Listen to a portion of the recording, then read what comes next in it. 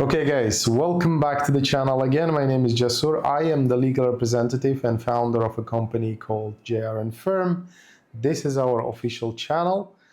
We provide a lot of corporate legal and accounting services / financial services to companies, entrepreneurs around the world, including company formation, liquidation, special licenses, opening onshore, offshore bank accounts, and many related services.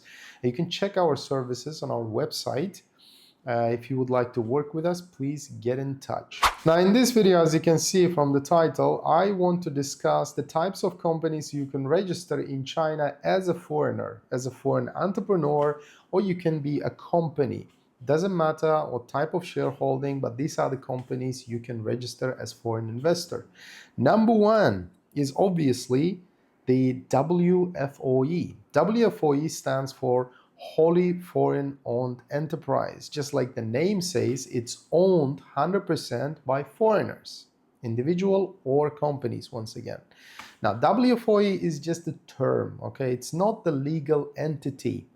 The legal entity is still, it's a limited liability company. Any WFOE is still a limited liability company, okay? Just keep that in mind, okay? And this functions exactly like limited liability company in most of the famous jurisdictions. Like limited liability company in the UK functions exactly like limited liability company in China, okay? In your case, it's going to be WFOE. Now, starting a WFOE has a few requirements, obviously, in China, slightly different from different jurisdictions. For example, in China, you need to provide at least one individual managing director, aka legal representative of the company. In our case, for example, why do I say myself as legal representative? Because I am the director. So director is essentially legal representative in China. That is the name of the title. So you have to provide at least one individual. Okay, it cannot be a company in China. Another optional position you can provide, if you choose so, is a supervisor. Until very recently, supervisor was required in China, but now it's not required anymore. It's an optional position. If you choose to appoint somebody, your family, your friend, your partner, you're welcome to do so. Difference between the supervisor and the director / legal representative is basically supervisor, just like the name suggests, is expected to supervise the activities of the company. Supervise in what way? Supervise means, in this context, making sure the company is functioning in accordance with Chinese laws and policies. So, of course, it's just a theory. In practice, what we see is people, most of the time, especially after this new policy, they don't appoint any supervisor. If they choose to appoint any supervisor, it's going to be somebody from their team. It can be their manager, for example. If it's a company, they usually appoint a supervisor, the manager of their company from back home. For example, we have several Dubai clients or US clients. They usually mid-size to large-size company, so they usually have manager there back home. So they're going to put this same person as the supervisor in China company. You can do the same thing. Why do you need supervisor? Sometimes, legal representative / director is busy with other matters, traveling around the world, maybe cannot attend the businesses in China if it's required. So supervisor can actually bring the company documents and stamps and act on behalf of the company. Okay, so that's the difference. Another requirement, of course, you need to provide at least one individual or company shareholder, at least one. Okay, so in the case of WFOE, it can be up to 50 shareholders.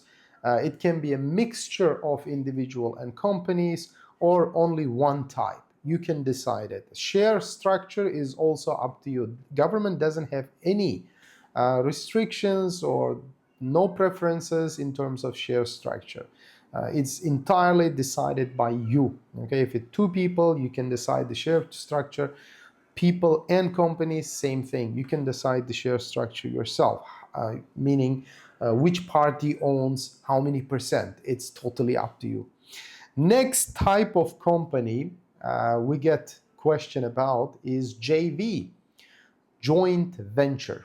Okay, joint venture in Chinese context usually means it's a new entity jointly formed by foreigner and Chinese. Okay, it can be, the shareholders could be foreign entrepreneurs or companies or mixture of both. Same thing for Chinese side. They can be individuals or companies or mixture of both. But essentially, this is the meaning when we talk about JV in China. Usually, why they are formed? Usually, they are formed when special license is required, where Chinese involvement is also required, sort of. There are some fields that require involvement of Chinese investors. Otherwise, they are kind of, restricted for foreign investment. So for such projects, for such businesses, JV is usually formed. Now, sometimes people ask, okay, can I form a JV with my foreign partner, for example? Yes, you can, but in that case, it's not going to be called JV, in the Chinese context. Because if you form a JV again, as two foreign investors, it's going to be called just WFOE. Because why? There's no Chinese involvement in this context. It's simply wholly foreign-owned enterprise, the first type of company that we discussed. So practically speaking, once again, I know the legally JV can be formed by two foreigners in China. That is the legal side. Nobody's arguing about that. But practically speaking, when we talk about JV, we usually mean it's a joint project, joint company, joint venture formed by foreigner and local entity, local individual or a company. And JV usually it comes in two forms, but most common one is obviously joint venture is a limited liability company. Okay. The other type is don't apply in your case. It's contractual JV. Contractual JV is usually we don't really recommend that because in that JV the share splitting, splitting the profits basically is based on the contract, not necessarily the structure of the company. So we don't recommend that for foreign clients and entrepreneurs. Why? Because it's too risky. It was too famous actually until around 2015, where to start a company before 2015, it was necessary for foreigners to inject actual capital. It was around $140,000. So before that, it was very common that foreigners came into China, started their company. But back then, this company was 100% was owned by Chinese side, but then there was a contract, okay?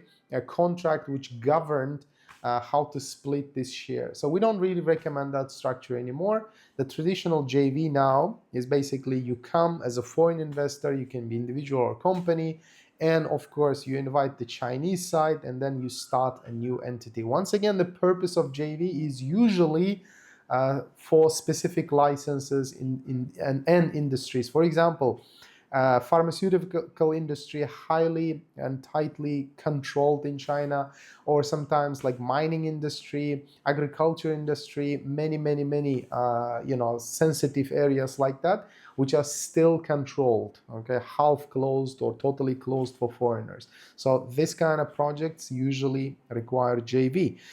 Next type of company I want to discuss is a representative office. A representative office, unlike in many countries, in China, it's nearly useless if you really want to engage and trade directly. Why? Let me explain. Representative office in China cannot, first of all, issue any invoices or under its name, cannot bill the clients, obviously, because of this, cannot receive any payments directly. It can only represent the mother company.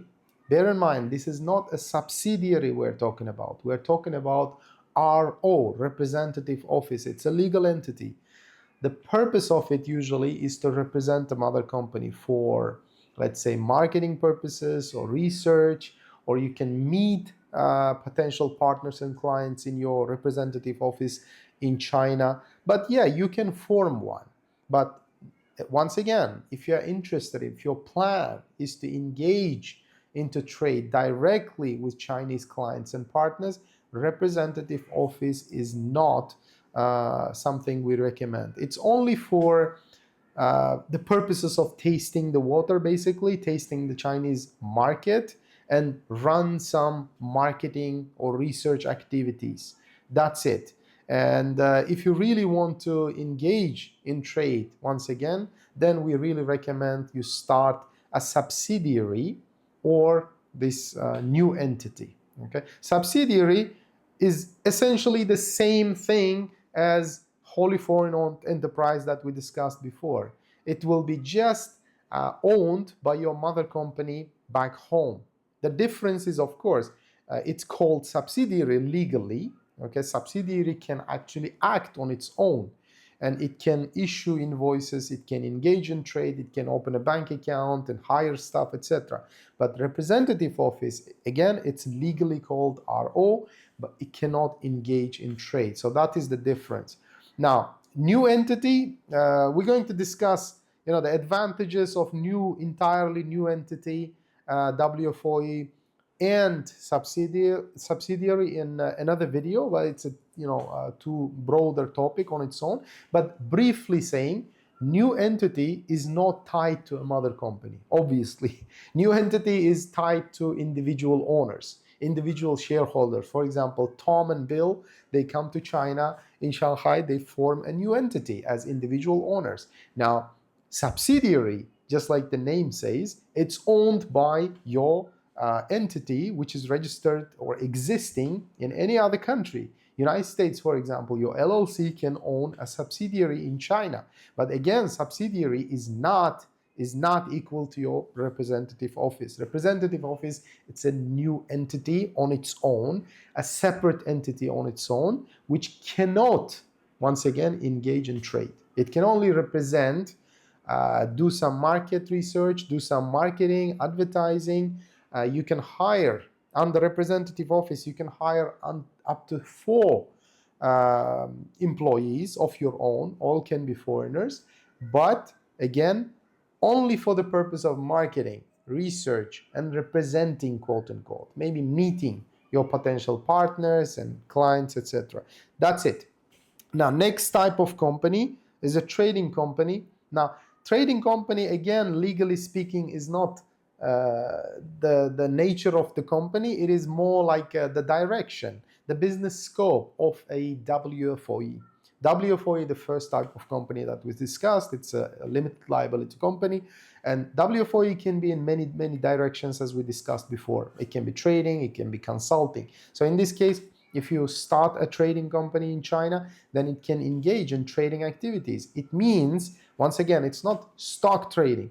We are talking about import and export, buying from China, exporting outside of China, or buying, for example, from the United States, importing it into China. So that kind of trading activities we're talking about. The types of products depends on your goal, basically. Literally, most of the products nowadays can be traded by this trading company, imported or exported, but subject to approval, some of the types of products. For example, food and beverage.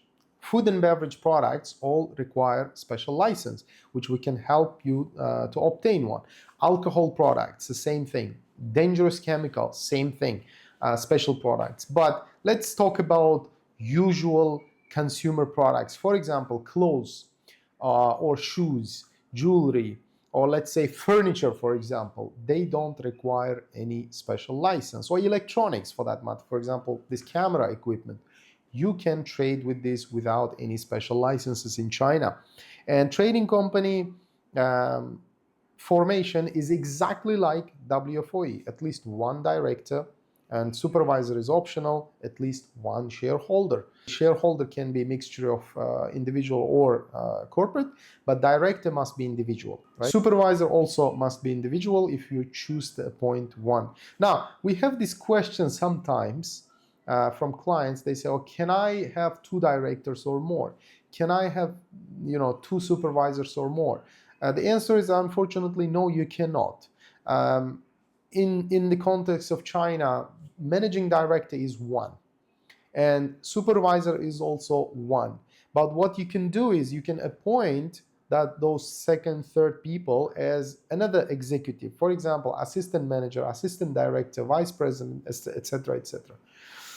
Now, another type of company, as I mentioned already, it's a consulting company. Consulting company in China, you can form as WFOE again. It can engage in consulting activities. So now the difference between trading and consulting, obviously, as the name says, consulting can only engage in consulting activities, giving advice, professional advice. But trading company, this is where it gets really interesting. In China, trading company can engage in consulting too.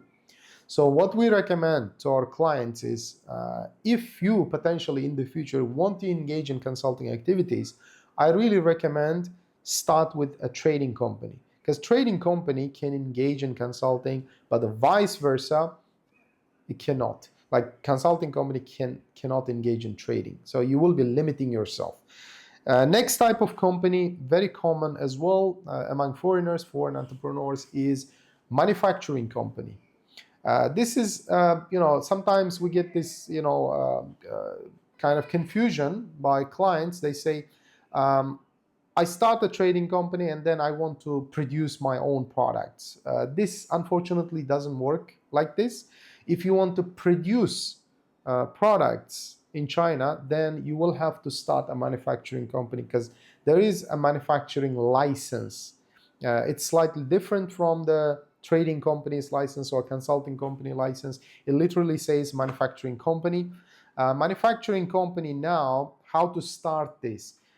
First and foremost, you will have to travel to China in person, and you need to select or choose premises for your manufacturing activities. Based on your business plan, based on your volume of manufacturing, premises, of course, they are different. If it's a small, very tiny manufacturing, maybe can manufacture with 5 or 6 people, then of course premises are going to be very small. But if you are looking at like 500 people factory, that's your plan, then of course premises is going to be very big. So first step will be to come to China. If we sign an agreement, we're going to assist you with choosing the premises. We'll take you to different economic zones where you can do manufacturing. Once again, China is actually controlling this environmental negative effects of manufacturing. So therefore, manufacturing can only be done outside the city in designated places. It means that you can only rent or buy premises outside the city, so many kilometers outside, usually in some economic zones. So based on the nature of the manufacturing, we're going to take you to special places to choose a place. You can either rent it or you can buy it, like in the example of Tesla. I remember Tesla bought the whole place for $120 million, something like that. So yeah, you can do the same thing if the budget is not a problem. And then the second step will be to apply for manufacturing license. Again, we're going to help you with the whole process. Manufacturing license now, unlike trading and consulting types of companies, is going to take slightly longer to obtain. For example, trading company we are giving is around 2 weeks, 3 weeks now for the whole process. But for the manufacturing license, it's going to take, if we do it non-stop, it's going to take approximately, let's say 2 months, 3 months in between, okay? So basically that's it. The rest of the process for the manufacturing company is the same, meaning registering for the tax and then opening your bank account, customs registration, everything is the same, exactly like in the case of trading company. Another type of company that I took note here is restaurant cafe management company. Well, if you translate from Chinese, it sounds exactly like that. So if you are interested in starting a catering type of company in China, let's say you want to have your own coffee shop, you want to start a restaurant, Italian restaurant, I don't know, Arabic restaurant or Indian restaurant, which is becoming very popular nowadays in China, then this is the type of company you need, a restaurant management company. It's an LTD company. So it requires two special licenses. One is food serving license. The second thing is actually just like manufacturing company, it's health and safety license. Both of which we can help you, of course. It's kind of A to Z process. We're going to take care. Now, how to start this kind of catering company, restaurant management? Again, just like manufacturing company, you have to come to China in person. You have to select premises to start the process. And that's it, guys. If you are interested in working with us, get in touch, and I'll see you in the next one.